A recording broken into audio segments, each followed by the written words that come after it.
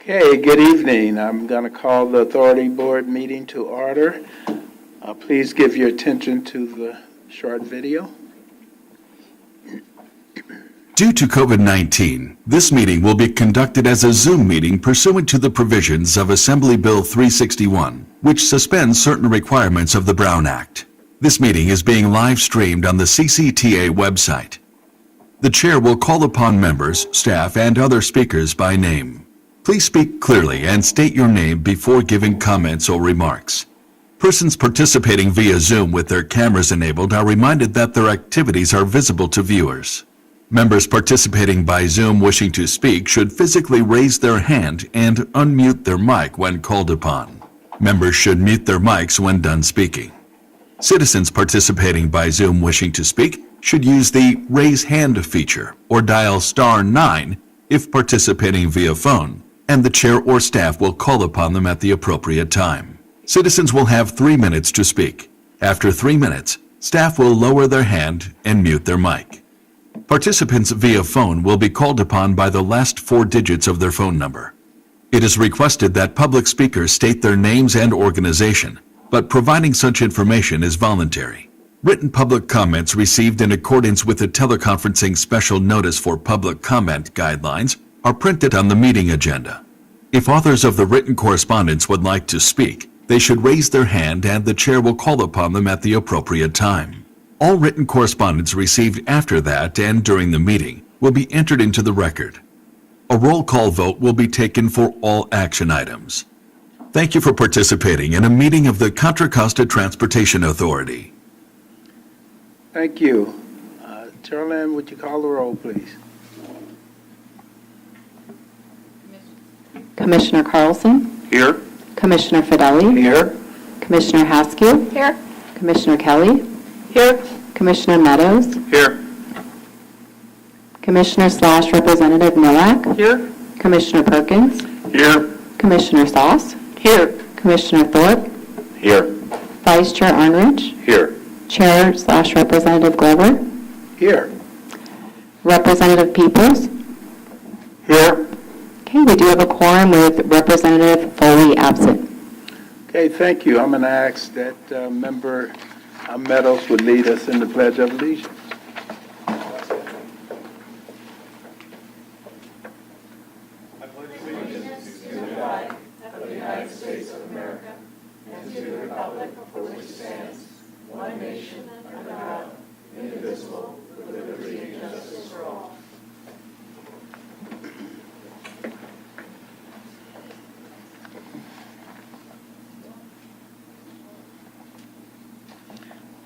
Okay. So, just as a note to Contra Costa County, Transportation Authority does not condone hate speeches in any form. We continually strive to make the lives better for all members in our community and create an atmosphere where everyone feels safe, feel a sense of safety and belonging. We ask that anyone who wishes to speak does it with civility, respect, and kindness for others. Is there anyone wishing to speak during public comments on any item that is not part of the agenda? If so, please submit a speaker card and use the raise hand feature in staff, or I will call upon you at that time. Charlene, do we have any written or remote public comments? No written or verbal comments. Okay, so that concludes our public comments. We don't have any presentation tonight. The next item on our agenda is the consent calendar. Are there any members wishing to pull an item? Seeing none, do we have any speakers on public comments or on the consent calendar? No public comment. Okay, thank you. Move to approve. Second. Okay, so we have a motion and a second. Roll call vote, please. Commissioner Carlson, Yes. Commissioner Fideli, Aye. Commissioner Haskell, Aye.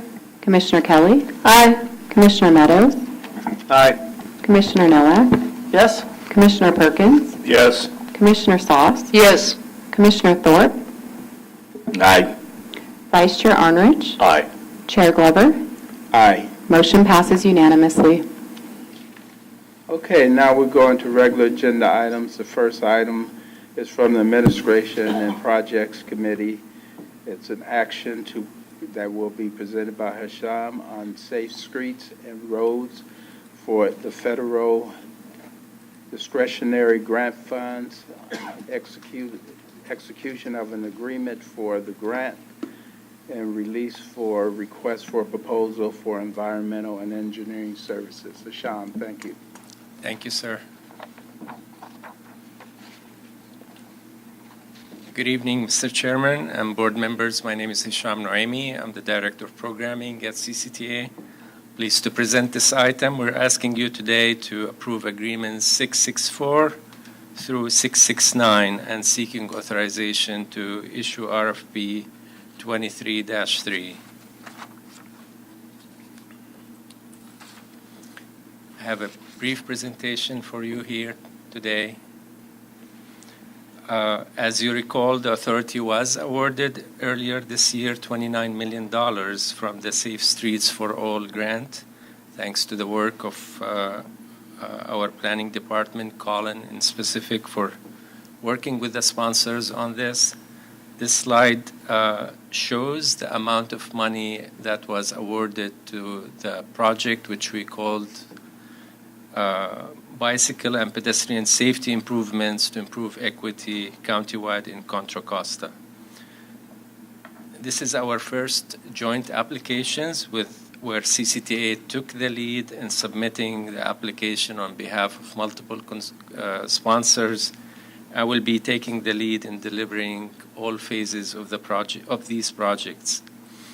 The total cost for these projects, it's about $47 million. We anticipate starting work on these projects in January 2024, and all work is expected to be completed by February 2028. Once the agreements with FHWA is signed, CCTA has 5 years to complete the projects, and no extensions are allowed. In total, once we're done, there will be 3.6 miles of ped and bike facilities that will be added or improved.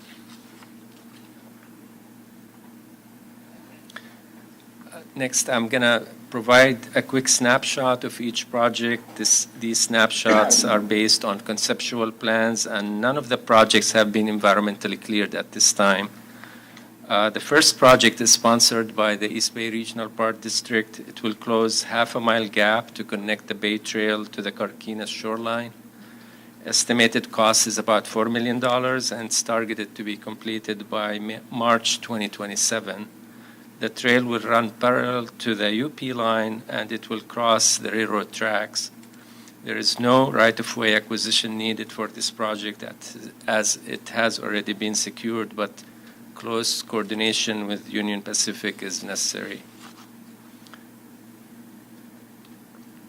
The Richmond Street project is sponsored by the City of El Cerrito. It's a 2-mile segment. The city is proposing a list of safety and access improvements to improve the ped bike experience in the corridor. It is estimated to cost $10 million, and it's targeted to be completed by December 2026. East Bay Mud is doing some work on this segment, so we cannot really start construction until they're out of there. No right-of-way is needed for this project. The L Street project in Antioch will provide sidewalks and bike lanes along half-a-mile segment.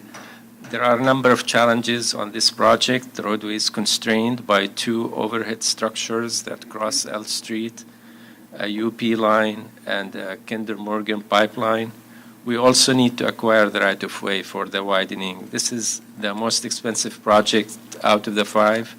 We're targeting completing it in about 4 years from now. The next project is in downtown Moraga along 0.6-mile segment of Moraga Road and Canyon Road. It is a complete street project, adding ped and bike improvements. It is estimated to cost just shy of $4 million, and we're targeting to complete by February 2028. And last but not least, the Antioch Bike Garden is a unique project that we'll be doing. It is a streetscape project on an existing park in Antioch. Once done, kids can learn about traffic laws and practice in a safe environment. It is expected to cost about $5 million. We're currently working with the city to see if we can accelerate the schedule on this project. So over the past few months, we've been working closely with the sponsors as well as with FHWA to carry out these projects.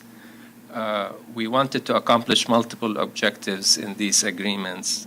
Besides successfully delivering the project, we wanted to reduce the administrative burden on CCTA as well as the sponsors. So to do that, we are focusing all the federal money on the construction phases for these projects. We will be using contributions from the cities and East Bay Regional Park District to do the pre-construction phases like environmental clearance and design. This way, we're reducing the number of touch points with FHWA, including how many times we have to build them. So that was the first objective. The second objective was because CCTA really has no way to fund cost increases in these projects, these are not in our strategic plan, we wanted to make sure the sponsors are ultimately responsible for cost increases. The agreements state that in the event of cost increases, we will first try to cut scope while maintaining the project objectives, apply for other fund sources, but ultimately the sponsor needs to cover the cost increase if we're not successful. This way, we're eliminating the financial risks to CCTA. The third objective, we wanted to minimize the cash flow burden on CCTA. As you know, the cost for these projects is $47 million that need to be advanced over four and a half years period. So we worked with the sponsors and they agreed to pay us in advance some of their local match. And fourth, the agreements will allow CCTA to recover its project management cost. As you know, we are very busy here and we need to tap into consultant support from AMG and maybe others to help us get these projects to the finish lines, and that's going to cost us money. So we have allowed for that in the agreement. And finally, we wanted to make sure our agreements with FHWA allows the project to proceed independently. We really didn't want the slowest projects to control when the other projects can move forward. I want to note here that even though we have all these in the agreements, we also have a statement or a clause that says all project design related decisions will still be made by the project sponsors. These are local projects after all, and they are best equipped to make all decisions on these projects. I'm glad to say we've accomplished with all these objectives in the agreements, and I wanted to publicly thank the four sponsors as well as FHWA for working with us on the agreements. At this time, all the sponsors, City of El Cerrito, Town of Moraga, East Bay Regional Park District, have already approved the agreements. We're just waiting for Antioch, and the mayor is on top of it, and we anticipate their approval to come in the next few weeks. So today we're recommending approval of agreements number 664 through 668 with the sponsors, as well as agreement 669 with FHWA, including future amendments. There will be future amendments to this agreement as we refine the cost and the schedule for each project. And to approve releasing RFP 23-3 so we can start working on these projects. With that, I'll be happy to answer any questions. Thank you, Hisham. Are there any commissioner questions, comments? Yes. Yes, no question, but a comment. I just want to again applaud CCTA and the staff for their creative coordination on this regional approach to getting grants. Richmond Street and El Cerrito is parallel to San Pablo Avenue and needs a lot of safety work. As was mentioned, we were waiting for East Bay Mud to do some major work on that street before we begin our effort, but we are totally excited and happy, and thanks again to CCTA for this creative job. Well done. Thank you. Thank you, Member Fideli. Yes, Commissioner Sauce. Thank you, Federal. Hisham, thank you for your presentation, and I echo the comments. This is exciting, it's innovative, and really looking forward to seeing how this plays out. And of course, the town of Moraga is thrilled that we get to create pedestrian cyclist safety in a very important corridor in the town that connects our schools. Just a couple questions. You said each project proceeds on its own timeline. So I gather that if, for whatever reason, one project doesn't meet the timeline horizon, that doesn't affect the others, right? They all stand on their own? That's the way we have it right now in the FHWA agreement.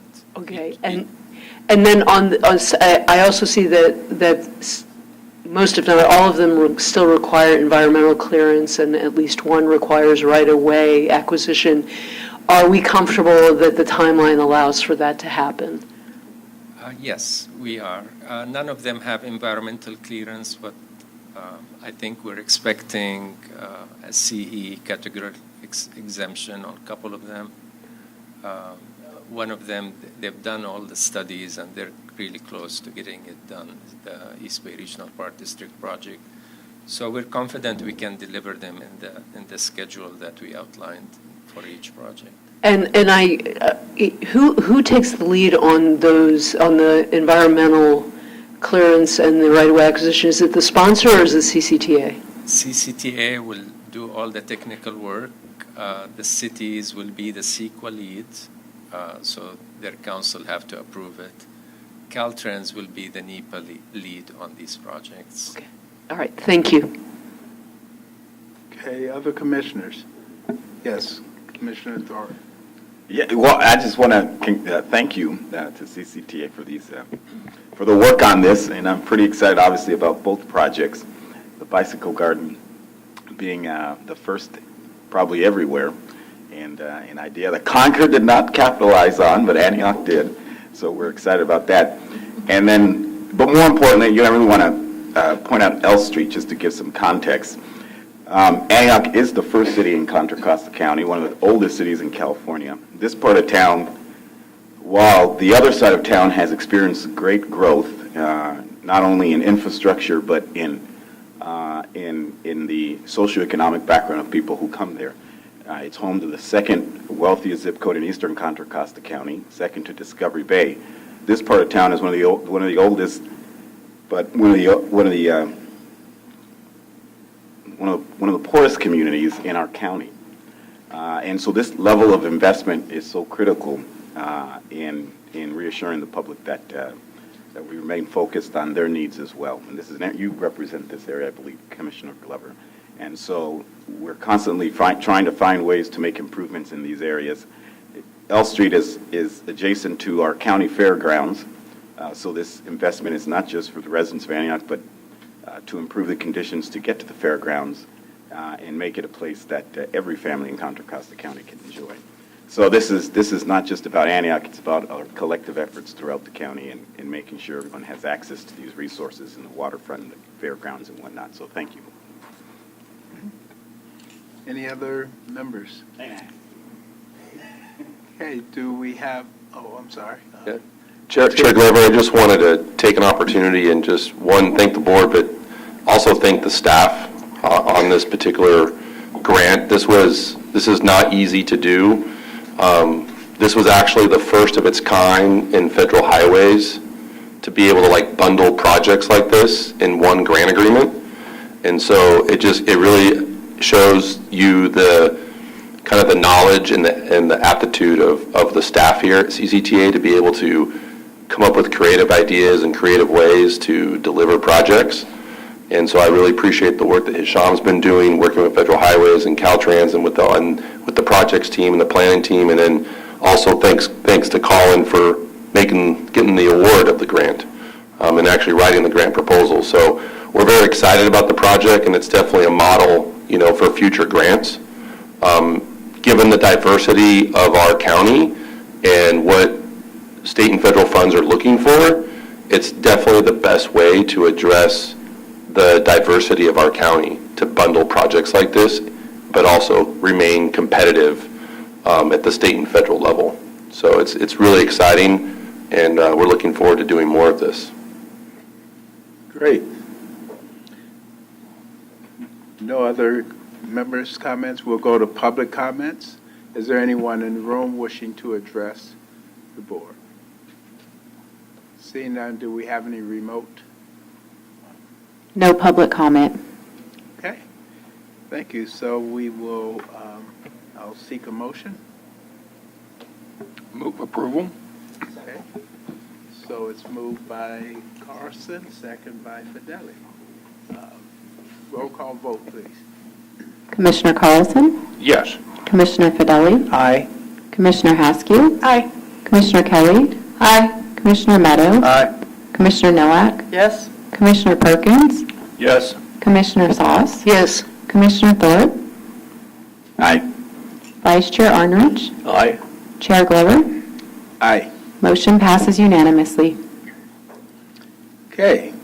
Next item on our agenda is an informational item and will be presented by Mr. Hale himself to provide a Go Minimum Station expansion, economic analysis, and workforce development update.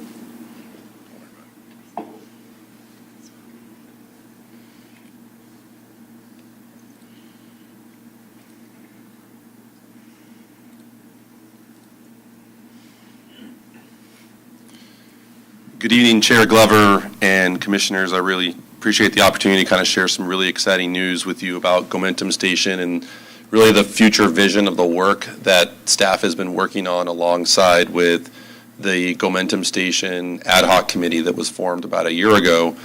And this presentation it's a little bit long, so kind of bear with me. There's a lot of information in terms of just what Gomentum is and what is currently happening with Gomentum Station for some of our new board members, and then also talk about really the future of Gomentum Station, which we're kind of coining as Gomentum Station 2.0.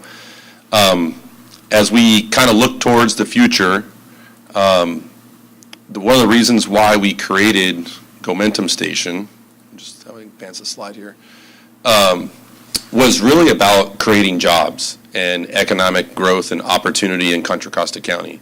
When you look at technology in the Bay Area, the jobs are in Silicon Valley, and at least it used to be San Francisco, but a lot of those jobs now work from home, and people now live in Contra Costa County and work from home. So, but primarily pre-pandemic, a lot of those jobs were in Silicon Valley, in San Francisco, and when we created the program back in 2014, it was really about how do we get those smart technical jobs here in Contra Costa County, high-paying jobs. As well as, the obvious goals in terms of safety and efficiency and sustainability. And we did this through a public-private partnership. So our current partnership is structured with the United States Navy, the City of Concord, Contra Costa County, East Bay Regional Park District, as well as the American Automobile Association. And so through a number of agreements, basically allows CCTA access to this secure facility at the Concord Naval Weapons Station and be able to provide testing opportunities for those Silicon Valley autonomous vehicle and technology providers. Our managing partner, we actually started this on our own, and the program became so big that we needed to find a managing partner, and so in 2018, we transferred the operations of the facility to the American Automobile Association, Northern California. And interesting news, and this is a big news flash for everyone, but on Monday, I received formal notice that AAA will be exiting from the program. And so we will be, we have a plan We have a very strategic plan. We have been working on this for quite some time with anticipation of AAA exiting. And we will be implementing that transition plan over the next 60 to 90 days. So more to come on that. I don't really want to belabor a lot of the details and issues of that tonight, but there's a lot more to come to that with the board on upcoming meetings. But we have a very good strategic plan to really continue the legacy of Gomentum Station and the program at the Concord Naval Weapons Station. But it's important that we have an entity like AAA to be our, I'll call it intermediary. Yeah, that one word. That one word, thank you. But really to act as a neutral third party and really to protect the confidentiality of these private partners, which is their number one priority. If over the since 2014, we're very proud to say that there hasn't been any leaks of who is testing at Gomentum Station. And that's important to these partners. And so maintaining that confidentiality is really important. And that's why this public-private partnership is so important. So just a little bit about our program. Gomentum Station is not just a common name here locally, but it's also national and also has international recognition. And we have signed MOUs and agreements and partnership agreements with multiple countries across the entire world. And these are not just agreements that we say, kumbaya, we're working together. This is real work happening with these other countries and sharing knowledge. Like, for example, with Netherlands, we are working with a university. They reached out to us to be participating in one of their research grant proposals to the ministry in the northern province of North Holland. And so this is active work that's being done with all of these partners. The other thing, because of our kind of national, international recognition, and it's pausing on me. Yep. We were visited by a quote-unquote senior transportation official late last year. You're all aware of this, but this is really because of the national reputation that this agency has, as well as Gomentum Station. And it's important that we continue to maintain that. And Gomentum Station really unlocks a lot of opportunities for us at all kinds of levels. For example, the Automated Driving System grant, main reason why we got that was because of Gomentum Station. The ATC and TD grant, Gomentum Station. Innovate 680 grants, Gomentum Station. So this is a cornerstone in our program because, again, it gives us that front row seat to the future, to incubate new technologies to implement on our roadway systems. So this is the current Concord Naval Weapons Station, and this is how we use the facility today. It's roughly about 2,100 acres. It's split up into 12 different testing zones. And at the top part where it says number 1, that is called the admin area. That's kind of our urban downtown area testing zone. The blue area is the tunnels, and then the long stretch down the middle is Kinney Boulevard, which is essentially our only simulated highway environment in the base, which is used very frequently by our heavy vehicle partners. And then the bottom left-hand corner is Bunker City, that's split up into 6 different testing zones.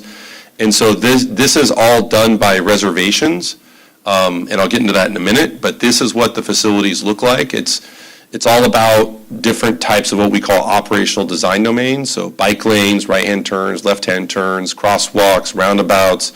All of those individual things are called operational design domains. And our facility provides a lot of flexibility to be able to provide to our partners in testing. And they love it out there because it's faded striping, it's existing cracked pavement. It simulates really what the real world is. And when you look at a lot of our competitors across the country, and yes, I said competitors, they are brand new pavement type of facilities. Last week I was at Florida at the SunTrax facility, beautiful facility, but it's all brand new pavement. It does not simulate necessarily the real world environment. And we also provide what's called a signal lab, and so this is wireless communication, to kind of test communication between vehicles and vehicle to infrastructure, vehicle to pedestrians. We also provide testing equipment and testing services out there to our testing partners, provided through AAA. And these are the types of technologies that are tested out there. It's not just about autonomy. It's all things kind of emerging mobility, everything from electric vehicles. UC Berkeley is one of our partners. They're doing research-based types of testing out there, but also like a tier 1 supplier would be like Toyota, Honda. A tier 2 would be a supplier that provides equipment to those tier 1. And so we have tier 2 suppliers, tier 3 suppliers, which is that components, LiDAR camera testing. And so it's a full gamut of partnership ecosystem, right, that's really focused on, all of this emerging mobility. And so Gomentum Station has been very successful. This is, as of March of 2023, we had over 180 reservations in 1 month. So if you kind of do the math in terms of 30 days, 12 testing zones, we are fully booked and overbooked. We're actually having to turn away partners, which is sometimes can be a problem because historically in the past, we have lost a few partners because of scheduling issues and not being able to meet their demands and their needs at the facility. And so that's really what Gomentum Station 2.0 is all about in terms of expanding the facility to meet those growing needs for the market. The limited investment that we've done into the facilities is basically partitioning of the zones. We provide high-speed internet. But what's very impressive is based on the restrictions that we have out there, we're only allowed to use existing pavement. And so we have a lot of restrictions from the Navy. And we've done a lot with the facility to really make it what it is today. And our partners are looking for more.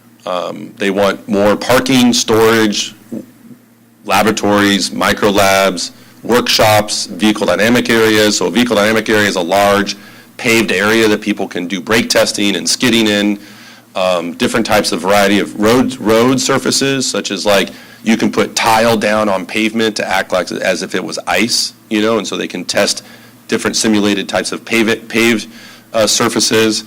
And then as we get to, which is really calling the need for Gomentum Station 2.0 and to continue that goal of creating high-paying jobs, but really to create a world-class test facility, a proving ground, if you will. There are several different types of testing facilities across the country, and there's also other facilities across the world. In the United States, there's one proving ground, and when I talk about a proving ground, and I'll explain what that is in a minute, that is about durability, reliability, and getting certified to test and to produce vehicles and bring them out to the public for production. And so we want to go in that direction. We want to continue to really, our goal on not just the jobs, but also really investing in safety and mobility. And our goals and objectives is not just about Contra Costa County, right? This is about thinking about how we can use Gomentum Station to really invest into California and really keep Silicon Valley jobs here in California and also in Contra Costa County. Because of the way this market is growing, the demand is going to continue to grow, and if we cannot meet that demand, they will go to other places which are going to be outside of California. And so the goal of this is to really present the business case to the state that they need to be a very important partner in Gomentum Station 2.0 relative to workforce development, education of the public, but also invest in safety. And so this is what a proving ground actually looks like. This is a proving ground outside of Barcelona, Spain, owned and operated by a Spanish company called Idiata. That large paved area is what's called the vehicle dynamic area, and there's different types of simulated roadways for different types of test conditions, off-road, highway. That big, huge loop is essentially an infinite straight. So the vehicle never knows that it's actually turning in that parabolic curve. It's continuous straight, and that's for durability and testing. And so it's about really proving out the entire life cycle of the vehicle, the entire what we call the homologation period or process. And it's really looking at durability, passive and active safety testing, noise and vibration, reliability, durability, and from the whole point of drawing the car on a piece of paper and testing every component, every aspect of the vehicle, all the way to full production, is that homologation process. And in order to accommodate that process, you need a proving ground. And the only proving ground that exists in the United States is in Ohio Transportation Research Center. And so all the vehicles that you drive today are actually certified in Ohio at TRC. And so if you could build a proving ground on the West Coast, according to IDIATA and others, there's a tremendous amount of demand and market demand for that. So our conceptual plan, what we did is we actually contracted with IDIATA to actually develop a pre-feasibility study and to develop what the site plans could look like, what the construction operating costs would look like, and assumptions for usage and utilization into the future. We did identify a couple sites within Concord Naval Weapons Station, and this is all subject to change. And I think this is just our way of trying to identify what the opportunities might be, but as you all know, Concord is going through their process, developing a specific plan, and even this plan here could change. And so it's important to kind of qualify that a lot of this is really about just providing a business case, but as we go through, as the city goes through their process, their specific plan process, it'll be important that we're engaging with them and Brookfield to really understand how Gomentum Station will fit within the Concord Naval Weapons Station. And it may not be, 400 acres. It could be potentially 100 acres, or 200 acres. We don't know that yet. And so it's going to be important to work closely with them to identify. But for the purposes of this feasibility study, we did an analysis of these two locations. And the one on the left is the approved area plan, which is that top right-hand corner in the red is called the Innovation District, and the dark shaded under the red is called the Campus District. And then on the right-hand side is the Lennar plan, which on the left-hand side is the Campus District, which got moved closer to the TOD for access. And then the right-hand portion is called the Innovation District. And so we have been in communication with a few of the city council members about this plan and how we would like to present this, to staff and to council. And we've been meeting with Brookfield regularly to talk about how we could fit into the land plan. So based on this plan and this development, we hired Ernst & Young to do an economic impact analysis. Both looked at direct, indirect, and induced effects on the types of metrics that are on the left of this screen. And through that work, we did analysis of what would happen during construction. So roughly about $224 million of economic output during a 2-year construction period. And then after construction, and this is a busy slide, I'll walk you through it, but this is the annual economic benefit after 15 years of operation within Gomentum Station. So on the left are the categories, so let me walk you through the categories. Gomentum Station operations is the true core of operations, people actually working there and providing services. The out-of-area clients are people who actually fly in or come in, or basically quote-unquote visitors that come and they test for a day or two and they leave. Permanent clients, when you have a proving ground like this, these are clients that actually set up shop at Gomentum Station.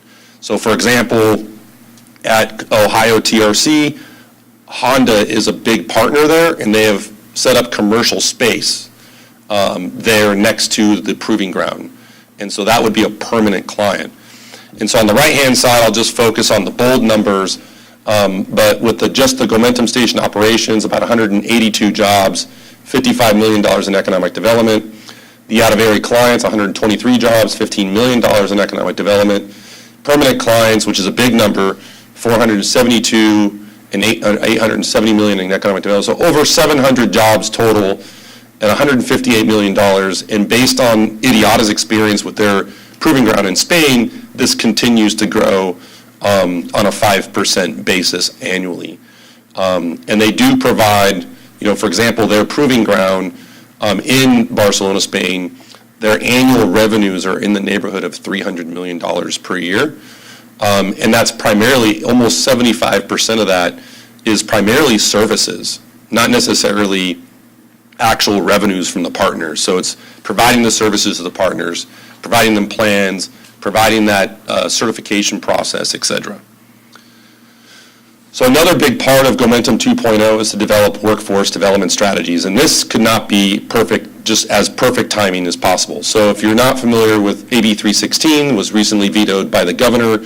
316 was a bill that required an attendee in any commercial vehicle over 10,000 pounds. The governor vetoed that bill, but when you read the veto letter, it was a very strong call to action for workforce development with the Teamsters, SEIU, and I believe we need to work with ATU as well. And so we hired a consultant, Plum Catalyst, very specialized in this work, and we developed a 3-phase approach. Basically, the first phase was to do discovery, kind of look at the available workforce development programs across the country in this space, look at our competitors. Number 2 is basically interviewing our partners and understanding what the gaps and needs are. And number 3 is really developing the actual strategies and the actual workforce development programs with academia. And so we are currently completing phase 1, and we're looking to move towards phase 2. So as part of the phase 1 work, within the blue states are basically facilities that are our competitors, and the little location tags are what we're calling best class workforce development programs. So what's interesting about this is that not all AV testing facilities have existing or developed workforce development programs. For example, the ACM Foundation build, that's new, it just got created this year. MAP 21 Workforce Pillars is actually being done with Carnegie Mellon. And then North Carolina is being done with North Carolina DOT. And then Texas Innovation Alliance is being done with TTI, Texas Transportation Institute. But what's really interesting about this graphic is there's nothing on the West Coast, which really continues to build the business case for Gomentum Station 2.0. So our goal is to really work with the state and present a business case to the state of really creating a statewide innovation alliance with the public sector, the private sector, academia, and labor and union labor to really address this workforce development challenge and really start laying out the roadmap and career paths through Gomentum Station as the hub for the state, and start addressing what we call the middle workforce as part of this plan.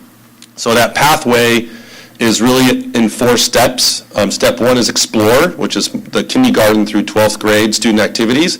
This is an area that CCTA excels in today with our number of STEM programs. All Girls Lead the Way, Femineers, the work that we're doing with Nature Valley High School, Pittsburgh High School, including the work that we're doing with Redefining Mobility Summit. Step 2, Experience. This is high school student activities. So typically like, challenges, as well as like science fairs, those types of things, career fairs, those types of things, engaging them in different ways. And then step 3 is really moving on to like the high school graduate type level, and start focusing on internships and those types of things. And then Evolve, which is the final step, which is really what's called upskilling and reskilling existing workforce and creating what's called micro-credentialing as well as non-degree technical programs. And so this would be the career path that we would develop as part of this program and start developing a pipeline of workforce in this space. So why Gomentum? It's pretty obvious why Gomentum, but I think it's really about really continuing to secure our position in this competitive space, and making sure we provide what we need to our partners so that way we don't lose our partners and the program essentially fizzles out. I think also we need to maintain, our leadership in both the state as well as nationally and internationally, and really keep those high-paying jobs here in Contra Costa County. And I think lastly, it's all about safety. I think I was actually talking with some folks on the Hill, and the governor is really looking at different creative ways to invest in transportation. And what no better way to invest in this technology to address our safety concerns. About 10% of all the fatalities in the country actually occur in California. So if you could use autonomous vehicle technology, even assisted driving technology, you could help remove that 94% of those fatalities. So what are the next steps? Obviously, continue the work that we've been doing with IDIATA, Ernst & Young, and Plum Catalyst, but also to really maintain our state delegation support, as well as continue working with the City of Concord, meeting with the governor's office, and really doing a demonstration at Gomentum Station, and continue to meet with the Gomentum Station Ad Hoc Committee. Why this is important? Because what we're doing is our request to the state, and I'm actually meeting with the Secretary of Transportation next week, is to request $200 million over the next 5 years to invest in this Gomentum Station 2.0 program.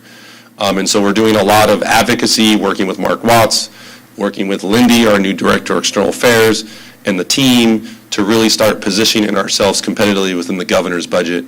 And we all know that there's a lot of competing efforts and challenges with the governor's budget. But really expressing the business case of why the state should invest in this program.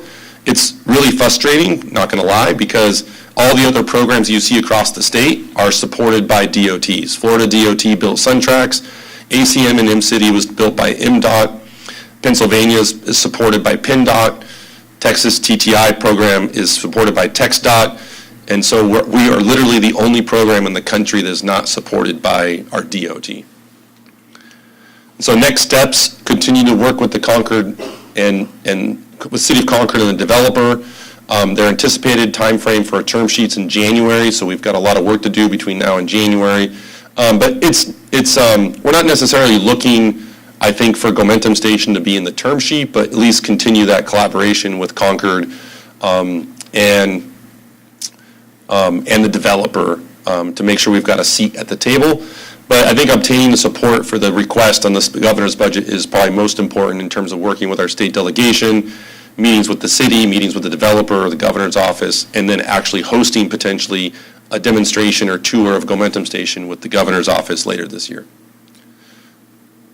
And this is our great team. I share this slide all over when I do all this presenting, but don't forget about the podcast. It's great. I know there's been we actually got over 500 downloads just recently of the podcast and continuing to grow. So that concludes my presentation, and happy to take any questions. I know there's a lot there, so. Thank you, Tim. This by far is one of the greater presentations that I've heard you give, and I know that you've given many. But this is great because for me, as a board, it really identifies what our opportunities are. So I appreciate the presentation tonight. I will take questions and board comment. Yes, Commissioner Perkins. Have you had a chance to visit the Aberdeen Proving Ground in Maryland? It's the Army facility for vehicle testing. I haven't. Jack, have you? No? Yeah, we have not visited. I highly recommend, if you have the opportunity, particularly if you're making a Washington trip. Yeah, it's north of Baltimore, so it's a couple hours drive. But if you can wrangle an opportunity to go visit, they have vehicle testing there that you talked about the vibration and the reliability and durability. That's one of the things they focus on for military vehicles. I mean, they have a lot of facilities there, but that is one of the key elements they do that I doubt that we have much of that. And there might be an opportunity to go visit some of their test track and see what they have that for not much extra you could add value to our potential customers. That's Aberdeen Proving Ground in Edgewood, Maryland. Recommend that. What has been the response or support you've gotten from our local legislators? So I've met with Senator Glazer as well as Assemblymember Wilson, and it's highly supportive. And so we're working with them in terms of how they want to support. Assemblymember Wilson offered to broker a meeting with the Bay Area Caucus. And I think that's important because this is not only a Contra Costa request, but it's also a Bay Area request. Right. And then also they've also have said they would support, making a request or invitation to a tour of Gomentum Station. But the support has been great, and we're continuing to make our rounds, actually. I know we probably feel very parochial about it, we identified this as a Contra Costa thing, but this really is a Bay Area, California thing, and if we need to market it that way, here it is, but it really supports a much bigger universe than just Contra Costa County. That's correct. That's all, thank you. Okay, Commissioner Sauce. Thank you, Chair. Tim, thank you. Great presentation, really horizon stuff, and really exciting to hear. And I want to thank the ad hoc committee for all of its hard work on this. You got my attention when you used the word competitors. Within the state of California, is there anyone who is positioning for something similar, or are we unique? So there's a couple facilities within California. We are the only publicly owned facility. So, for example, Castle Air Force Base is actually owned and operated, or owned by Waymo. It's their own private facility. They actually contracted with TRC to operate the program there. So we actually have Ohio TRC, which is probably our number one competitor right here in our backyard with Waymo. And so the other facility is the I-15 Express Lanes down in San Diego, but I don't see that really as a competitor. They're really doing demonstrations down there. And then there's a number of other private facilities down in Southern California. So Honda has a facility that does private crash testing facilities, so forth. But we are the only publicly owned facility that has this kind of third-party, neutral type of approach. And so that's what makes us really unique in the state, is that we're really kind of open to everyone, and we don't have any ties or loyalties to, any one of our partners. And in that respect, are we similar to the Proving Ground in Ohio? Is that their model as well? That is their model as well. Okay, and so... It's fee for service, it's like fee for service, basically, or fee for access. Okay. And what about the map you showed with, looks like several states have these. Is there, do you foresee that some of these other facilities will become proving grounds and/or envision being sort of these workforce development centers? Yes, Okay. 100%. Yeah. Okay. So I know for a fact, SunTrax in Florida, Chair Glover and I were there last week.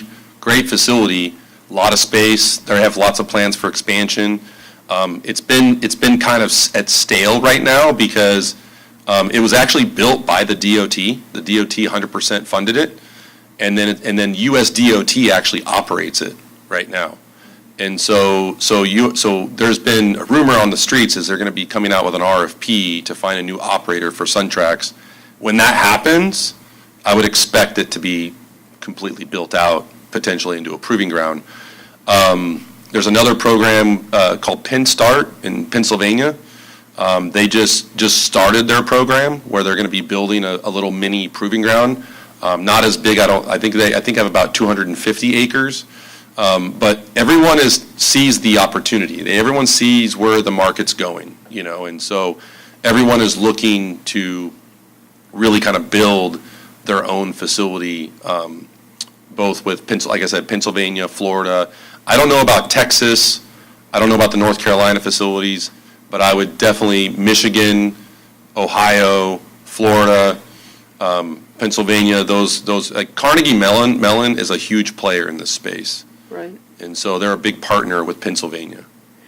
So time is of the essence. Time is of the essence. Yeah, if we don't make moves on this in the next 18 to 24 months, then we really need to start thinking about what the timeline is with Concord and the Naval Weapons Station and what other opportunities we might actually have in Contra Costa County.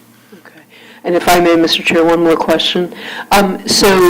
You showed the demand graph, which was an upward trend. And so my question, Tim, is, I mean, what do we foresee both within California and nationally 5 years down the road, 10 years down the road? Is there unlimited appetite for this, or does one plateau at some point? What's your thinking on that? So the reason why there's continued growth is, and we expect to be continued growth, is because the regulatory framework is not even set up yet.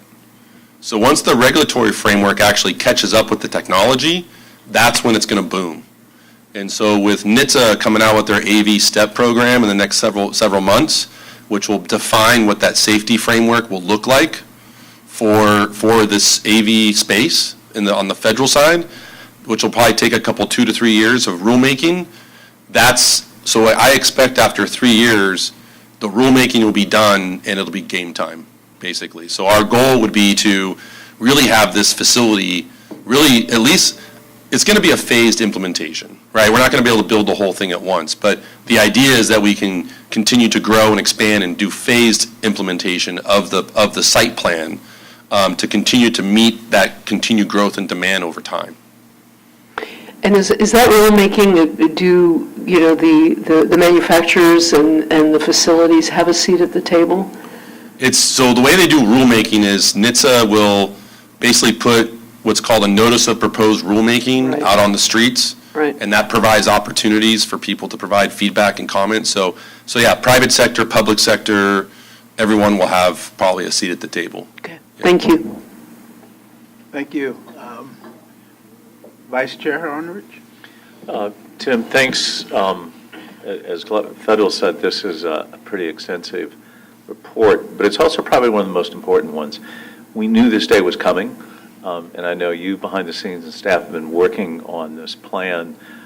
As we saw, there was an ultimate event horizon with AAA, getting what they wanted out of as an insurance company, and help facilitate our needs as well as theirs in a good partnership. But another part that I don't think we really talked about, that's absolutely crucial for Momentum Station, not only to succeed, but to continue as we're developing countywide our fiber system to support smart traffic signals and the Innovate 680. All of that ties back into Momentum Station, because in order to certify those, they have to be tested in there. And all cars 5 years from now will have a tremendous amount of autonomous safety devices. All the LiDAR, everything we have in our cars in the past few years all came out of these types of facilities. And on a repetitive basis, every model has to come out and be tested before it can be put out on the roadway. So timing's everything. So I think our ability to move forward, we just got the jump start we were looking for that push, as well as what Federal is looking for another national facility on the West Coast. But I also think the other sites that we've been looking at, we need to go full steam on developing those master plans. Because our Concord site would still be a great choice. It has a lot of benefits to the city of Concord and benefits to the county and the urbanization. But I think we have to be realistic. We've been at that table for 8 years. We have less than 24 months. And realistically, we can look to the past as to guide us to the future. We need to get those plans going and be able to pivot and jump on those as soon as possible. But this is not just a pivotal point, it's an important point on a continuation of where we've been headed. And we have every reason to be successful. And I think, the message, hopefully from the board, is that this is where we got to go. We're going to talk about this a little bit over the next 2 days at our workshop, but this is a great opportunity, and I think we're in a good spot. Thanks. Commissioner Fidelli. Yes, wonderful presentation.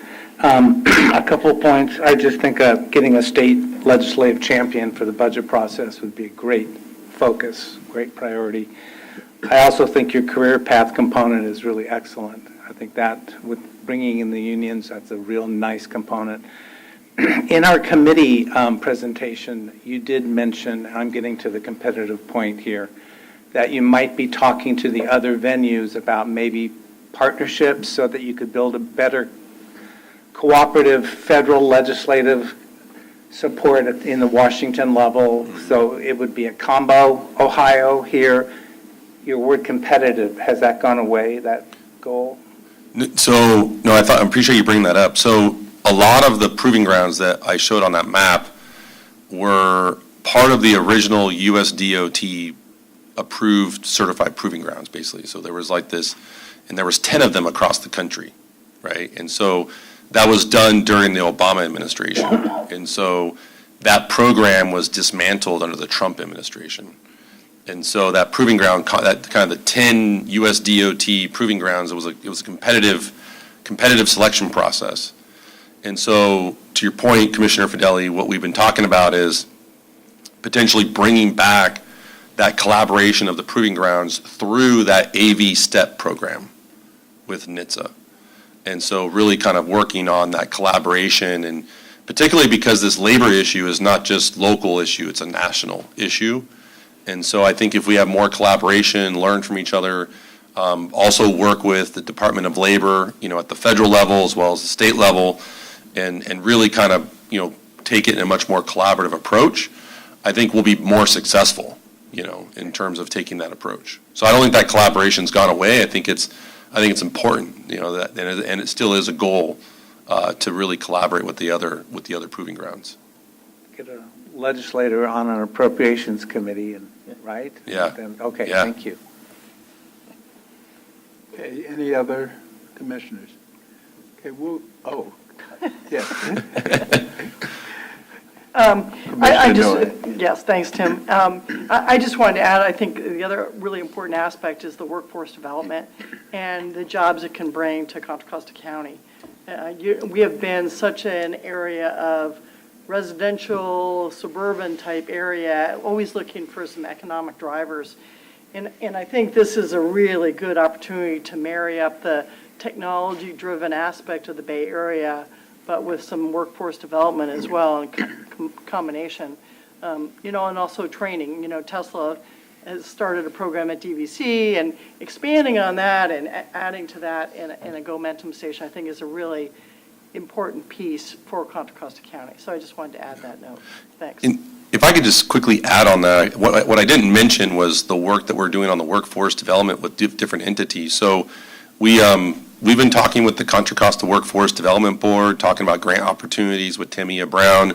We've also been talking with UC Berkeley Tech Transfer, Mineta Transportation Institute, Diablo Valley College, Contra Costa College, and so I think it's really important, as we're building a coalition basically around this workforce development program with all the people, and I think that was, we had this really great call actually on, I think that was Monday, with Tamia Brown, and talking about strategizing on how to really kind of create that statewide program, not necessarily a local program, and how that's going to fit within, and how it really kind of send a signal to union labor that the state is really serious about investing in these workforce development programs. And I do want to say that this is all part of the vision of the Northern Waterfront Economic Development Initiative that was put in place even prior to GoMentum, but it's certainly a part of the enhancement for that type of driver and development for jobs to be here locally, training to be here, and our future opportunities. So, no other commissioners? Do we have any public comments? No public comment. Okay. So do we have an action before us? No action, that's informational. Thank you again, Tim, great presentation. Thank you. Okay, we will move to our next item, which is will be presented by Jack Hall to provide an update on the automated driving system project. Jack, welcome. Good evening, Chair Glover and Commissioners. My name is Jack Hall. I'm the Intelligent Transportation System Program Manager for CCTA. So tonight, I'm going to give you an update on our automated driving system grant. First, some background on the grant. In January of 2020, the U.S. DOT selected and awarded $7.5 million to CCTA for our project application. We were one of 8 awardees out of 73 applicants in the country and the only local agency. All the other awardees were state DOTs or universities. And so this is Tim already said this, but one of the reasons CCTA was awarded this grant is because of our ability to test at Gomentum Station. The U.S. DOT is aware that it's beneficial to test in a secure environment before testing on public roads, and most other agencies don't have this opportunity. So the goals of the program are to advance safety to automated driving systems, facilitate data collection to advance ADS safety performance standards, provide mobility choices to underserved communities, and promote better health.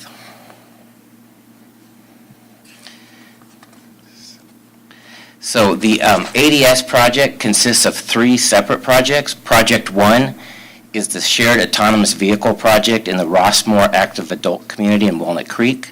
Project 2 is a county hospital accessible transportation project. And Project 3 is a personal mobility project on I-680 between the town of Danville and the city of San Ramon. And I'm going to go into more detail on each of the projects on the following slides. So Project 1 is at the Rossmoor Active Adult Community in Walnut Creek. We are working closely with Rossmoor on installing a storage facility and electric charging for 2 shared autonomous vehicles. Beep is our autonomous vehicle partner, and Presto will travel on a fixed 1-mile loop along Tice Creek Drive between Gateway Clubhouse and the Tice Creek Fitness Center. So we're expecting the service to begin in early 2024.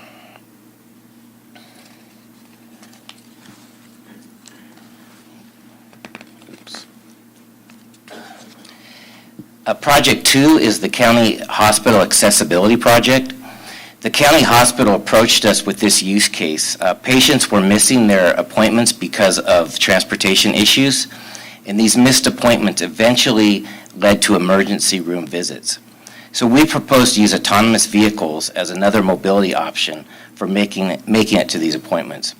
Because of COVID, appointments are generally performed via Zoom, eliminating the need for transportation. So we are currently working with County Connection and the hospital on an updated use case. May Mobility is our AV partner and will be operating Toyota Siennas. They are wheelchair accessible and come off the Toyota production line designed for installation of an autonomous vehicle robotics package. Testing is expected to begin in Q1 of next year. Future expansion of service areas are going to include the service in Concord, Pleasant Hill, and Walnut Creek. Project 3 is the personal mobility on I-680. Nissan is our AV partner on this project, along with Verizon, providing intersection safety messages to vehicles. One of the goals is to eliminate phantom traffic jams on the freeway, where traffic crawls to a halt for no apparent reason. By autonomously using speed control, we are researching how to smooth traffic flow and increase throughput. UC Berkeley is a partner on this project, and it's an extension of one of their earlier projects that they performed in Tennessee. This test will be done on a 2-mile segment of the I-680 between the town of Danville and the city of San Ramon, and then adjacent arterials in San Ramon. So Verizon is equipping 4 intersections in San Ramon with equipment that will connect with the Nissan vehicles to protect pedestrians, bicyclists, and vehicle collisions from happening. So this image illustrates how the vehicle notifies a driver of pedestrian in the crosswalk using LiDAR and a roadside unit called MEC, which is multi-edge computing. And I believe Commissioner Arnerich has actually witnessed this in the car. We went to down to San Jose and checked this out at the Nissan facility. Now, we have had some program challenges for our SAVs at Rossmore. We're using Navia right now as a projection, but those vehicles are not available to collect data. And so we're looking at external systems such as LiDAR cameras on the SAV. Project 2, the county hospital, I mentioned a little bit earlier how the use case has changed. And so we're looking at different service hours and the AV operator positions. And this has to do with workforce development also as a big player. And then also on the county hospital project, storage was an issue. And my experience with AV projects over time is storage has always been kind of one of the catch. That and the vehicle wrap is difficult. And then program-wide, Verizon, they stopped supporting their Smart City Forum, the Verizon cameras, so now we're looking at LiDAR systems. And that caused a little bit of a hiccup with Nissan, but we are working through that.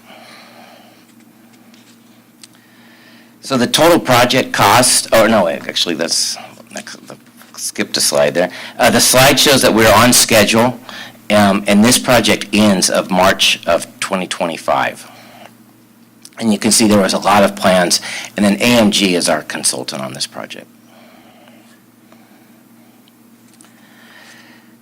So the total project cost is $29.7 million, with the ADS grant providing $7.5 million. Other funds include $6.5 million in Senate Bill 1 local partnership funds, with the remaining cost being in-kind funds by partners.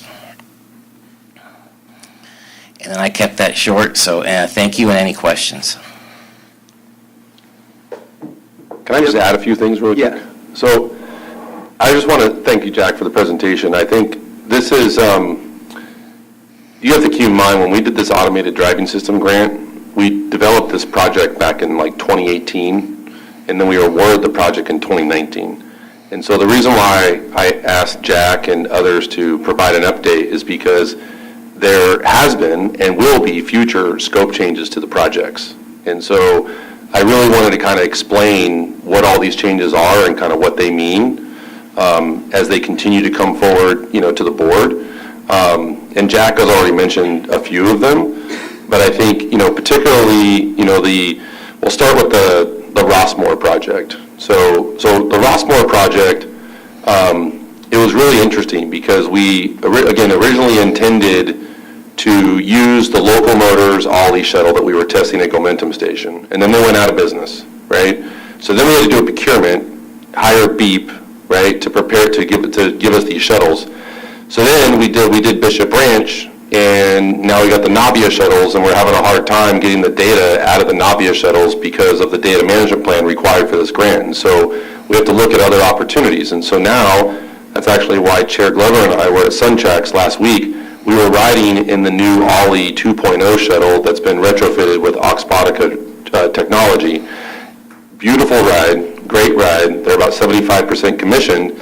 But because we're swapping the vehicle from Navia, because we feel like Navia is not the right choice for the Rossmore project, that we have to do a scope change. So there will be a future amendment with Beep that we'll be bringing to you probably in November to swap out that shuttle from Navia to the Ollie.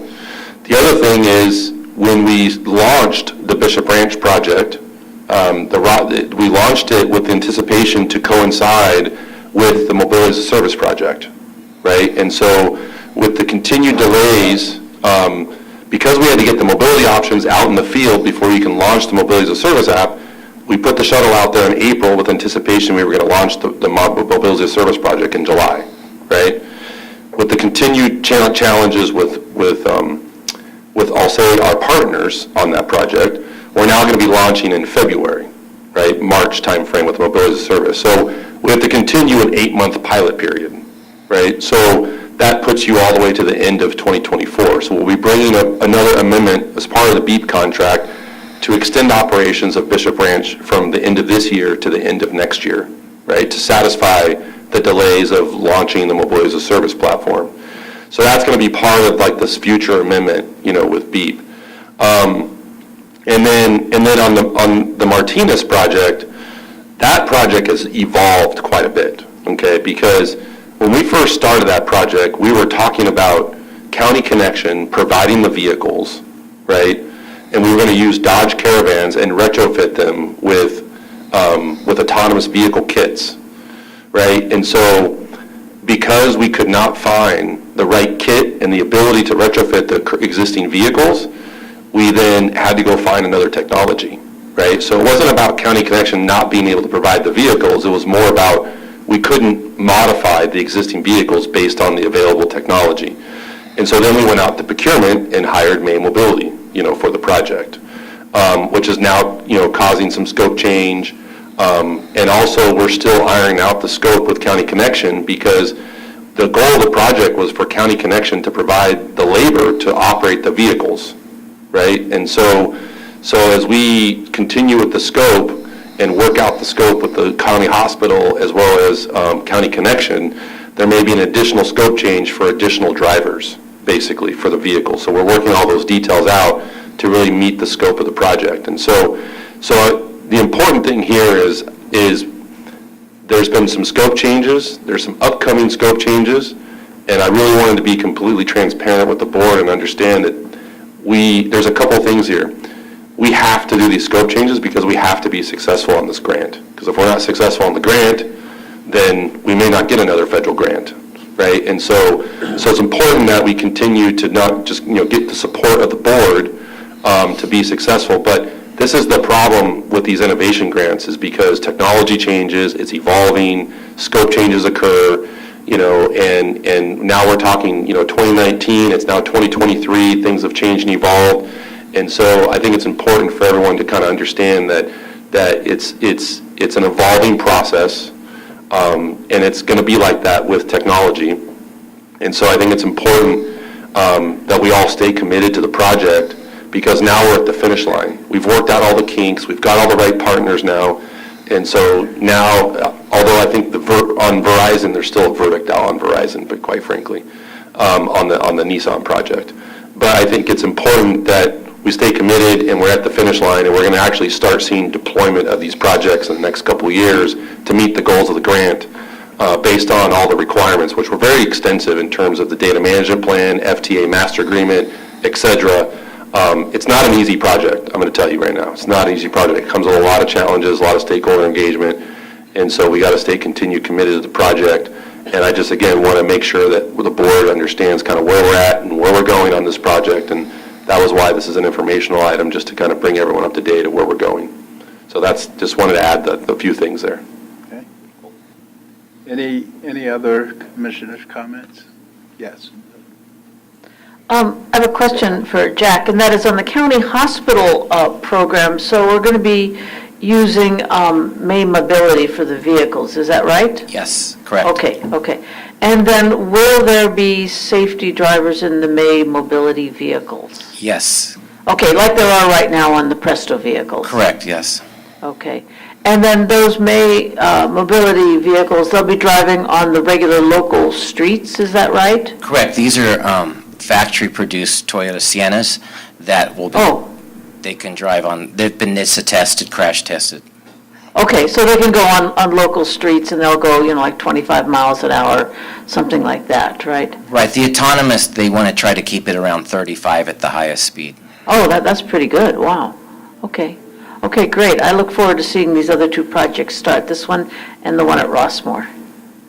Sorry, can I chime in one more time? So Commissioner Kelly, just a couple points on that. The county hospital project is very interesting because there's three kind of main goals as part of it, really two and optional third. First one is addressing that absenteeism of medical appointments, right? Really turning into a paratransit service. The second goal of that project is to train labor union transit bus drivers to operate and be the attendees in those autonomous vehicles, which has never been done before. And so County Connection, Bill Churchill have been very, very cooperative and very, very supportive and a true partner in this in terms of really approaching ATU and talking to them about how to develop the playbook to really train that workforce to be attendees of those vehicles, which really aligns with what I just talked about as part of the previous agenda item. So that's really, really groundbreaking stuff with that project when working with the labor union, or union labor. And so the third component is what is a microtransit element, which is called commingling, which is a very new type of approach with autonomous microtransit and first and last mile where you're doing two things. You're doing the paratransit wheelchair service for the county hospital based on goal number 1. And then during the times that there's not enough of demand, the vehicles are now doing first and last mile in downtown Martinez. It's called commingling. And so the big part of that is designing the service to not compete with County Connections fixed route service and really complementing the public transportation. And so that's another big goal as part of that project. So 3 really important goals as part of that project, working with County Connection, the union labor, as well as May Mobility. Thank you for that, Tim. And I think that's really, really exciting, particularly in Martinez, because, we need different kinds of transit systems. And I'm all for having the big fixed routes on the regular routes that carry a lot of passengers. And then, but the first and last mile is just really, really tough. And a lot of us, myself included, would find that if I try to map out going on transit from where I am, even to coming here to CCTA, there's a lot that's, I waste a lot of time. And so if I could get some kind of micro-transit, really quick ride without having to use my own vehicle, and frankly, I'm scared to ride a scooter or a bicycle in the streets in my city at my age, that would be really, really cool. So I can see where this is evolving. And great for County Connection to be providing the labor, because as far as I see it, this is the future of transit in this country. Thanks. Okay, I don't see any other comments, but it was really a delight to be in Orlando and to have met with Mark Reed and with Beep on this new innovation that's taken place. And so I feel really good about the direction that we're headed. Okay, we will go out to the public. Is there any remote comments or members of the public? Yeah, we do have Bruce Olson. Okay, welcome. Welcome, East County, Mr. Bicycle. Co-mingle the mic. Thank you. Bruce Olson, Mr. Bicycle from East Contra Costa County. So have any of our partners on the automated driving system thought about creating an app for the telephone that the pedestrian or bicyclist could carry in their hip pocket, which transmits, "Don't run over me, I'm a human"? That would seem to me to be a lot easier than worrying about LiDAR. Just a thought. Thank you. Yes, there's apps. I know Qualcomm is working on an app, and that's actually the Nissan app that we have going in San Ramon also, is it's called Vulnerable Road Users, which are pedestrians and bicyclists typically. And so the car will warn you if it's in a blind situation that there is a pedestrian or a bicyclist in your vicinity. Okay, thank you, Jack, for this presentation. It's, once again, a good presentation this evening. Okay, next we will move to Planning Commission. We don't have any regular agenda items before us tonight, and that concludes our regular agenda items. We do not have any correspondence letter within your packet. Next is the associated committee reports. There's a cancellation notice from SWAT provided in your package tonight, and also a report from WestCat. That's a handout within your packet. Next, are there any board member comments? Yes. I get to do Commissioner Luella. Yes, thank you. I get to do a little brag. I just found out today, although apparently people knew it a lot sooner than I did, that Walnut Creek has been awarded a Build a Better Mousetrap Award for National Recognition Program for Transportation Innovation. And our section was Safe Sightings of Signs and Signals Software. Here's a set of letters for you, SSOSS. So at least it's. The acronym list. Yeah, there it is. And it's an automated process for identifying and addressing obstructed traffic signals, saving time and money while increasing data accuracy. The award will be officially presented in a Zoom tomorrow, but it's pretty exciting. That's really just another Thank you. version of sauce. Yeah. It's sauce. SOS. The secret sauce, as he said. Yeah. Any other commissioners? Yes, Commissioner Peoples. Yeah, a couple of comments. Like 2 weeks ago, I was down in San Diego at the Zero Emission Bus Conference. As I was telling somebody, I've been to every one of those. And the first one was about 15 years ago. We were in a conference room at the APTA meeting in New Orleans, and there was about 30 of us. There were 700 people at this conference. Very good conference, a lot of good sessions with a lot of really smart people. And as more and more transit agencies around the country roll out zero-emission buses, there's a lot of interesting stuff going on. California, as usual, is far out ahead of everybody else because of the innovative clean transit rule where we're all going to have to be 100% zero emission by 2040. The other thing I have is an announcement that AC Transit was awarded Best Transit Agency in the country in its category, which is 15 to 50 million boardings a year. It's a big deal. We've never gotten this in our history before, and it's been a while since anybody in California has gotten it, but it was awarded at the APTA meeting in Orlando. So, thank you. Yes, Commissioner Kelly. I know in the executive director report, Tim Hale said that we had about 19 events this spring and summer and early fall for CCTA.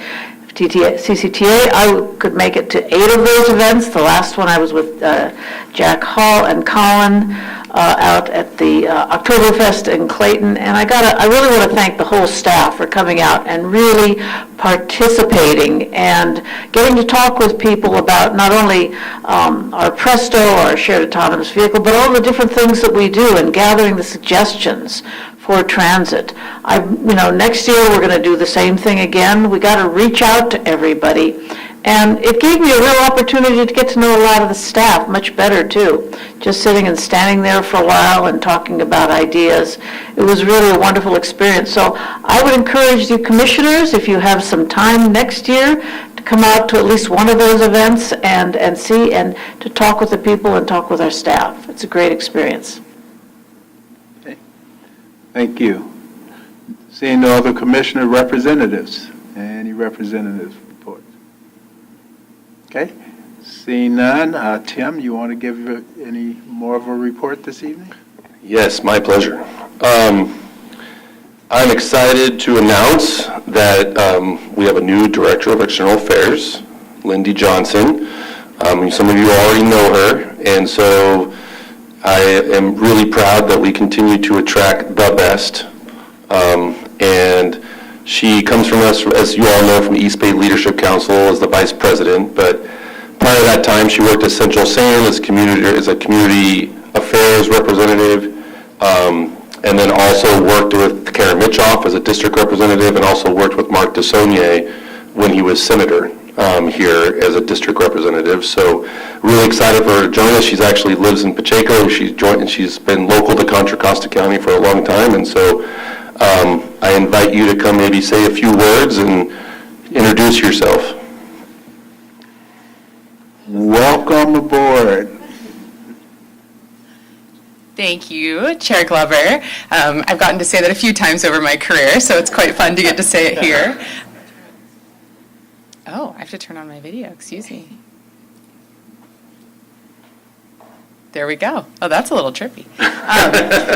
Anyway, thank you so much. I'm really grateful to get to be here, commissioners, with all of you. I want to start off by saying that I'm really looking forward to getting to meet with all of you one-on-one over the next few weeks and really get a sense of your vision for the organization, but also learn about the strategies you deploy within your communities for community outreach and how we can kind of work together in some of that. I also just want to say that I've always had a lot of respect for CCTA and the accomplishments of this organization, but I've been much more excited actually having joined this team, and this is an incredible staff. They've been so creative, intelligent, welcoming. It's been a really fun first few weeks, and I think a lot of that has to do with the great people that are here and part of the organization and Tim's leadership. So thank you all, and I can't wait to get to know you a little better. Thank you. Thank you. Really proud to have you on board as part of this CCTA family. Great. Okay. And then, sorry, I got more stuff. Sorry. So Chair Glover and I went to APTA last week, the American Public Transit Association, big annual, or actually triannual expo. And the reason why I was there, two reasons why I was there. One is I talked about the SunTrax visit with the Ollie shuttles, but the other thing you may remember, I think back in July, that CCTA made a contribution to the Automated Connected Electric Shared Coalition to join a coalition, the ACES Coalition. And so within 90 days, we've created the coalition. We have an executive director, a lobbying firm, as well as 12 members of the coalition, including Jacksonville Transit Authority, Houston Metro, Southern Nevada RTC, Metro in Chicago, and BEEP, and a number of other partners, and CCTA. I'm the chair and the president of the coalition, and the executive director, and Holland and I as our lobbyists, they had about 32 meetings on the Hill about 3 weeks ago at APTA Fly-In, and really talking about really the need for public sector voice in the regulatory framework, as well as education and workforce development. So very timely relative to what we were talking about with Momentum's 2.0 to support that national voice with workforce development with the Department of Labor, and leverage that coalition to support our mission as part of Momentum 2.0. So we had our first board meeting as well as our first reception and kind of our inaugural party, I guess you could say, reception to really introduce the coalition to the industry. We also had quite a bit of exposure in the media this past month. I was interviewed by NBC as well as San Francisco Business Times for the Glideways project for DPMT. Also got interviewed by Cities Today for the May Mobility County Connection project. And then, as Commissioner Kelly just mentioned, we've done a lot of public engagement over this last summer. And so I think last week was the last event at Walnut Creek Oktoberfest. And so I think in my executive director report, it was close to like 1,800 people, and that was before Clayton and Walnut Creek. So I'm anticipating that we're going to be well over 2,000 people that we've have directly interacted with as part of this community event series. And I think it's very valuable, and I hope that you share the same sentiments as well. And I would assume that we would all want to continue to do this in the coming years and continue to have that engagement with the public and with the community. I will say it's very resource intensive, and so I really appreciate the board participating. I also really want to thank staff. It was a lot of work for staff and our consultants to attend and staff all of these events, schedule, coordination, etc. It was a huge endeavor, and we're very supportive of it. And I think it's really exciting to kind of see how we can reap the rewards as we continue to engage, with the community. And then just logistically, my last item is we've got the board workshop tomorrow and Friday. So I'm hoping that you've received all the materials and a number of questions. We're expecting a pretty lively conversation. It'll just be the board unless someone from the public attends, but we did not do any special invites other than the transit operators on Friday morning that will be attending the event. So looking forward to seeing all of you bright and early tomorrow morning for a good discussion. And I think logistically, you should have no problem with parking. It's, the whole facility is dedicated to us, so we should not be competing for parking. And so, and I think logistically, we'll have a mock-up dais for everyone to sit at with name tags and so forth. And we'll also have breakfast and lunch, et cetera, as part of the program. And really looking forward to the good open discussion and dialogue tomorrow and Friday. So that concludes my presentation or my report, and happy to take any questions. Okay, any questions, comments? Okay, because we will be seeing each other bright and early tomorrow, we are adjourned. That was a good cut.